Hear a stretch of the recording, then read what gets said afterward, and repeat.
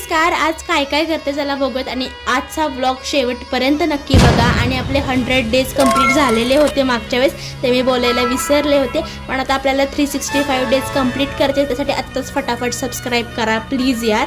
तर आजच्या व्लॉगमध्ये बघा फटाफट पहिले टिकली विकली लावली, कारण तोंड माझं नेहमी घाणच असतं. सो म्हटलं काहीतरी करून चांगलं करूयात. आणि त्यानंतर कैरीची चटणी केली होती गाईज आमच्या घरी, आणि मस्तपैकी पापड खाल्ले, कारण दुपारी दही ताक खायला एवढी तर मी श्रीमंत नाहीच आहे. आणि आंबा होता, त्याच्याच मम्मीने हे सगळं केलं होतं.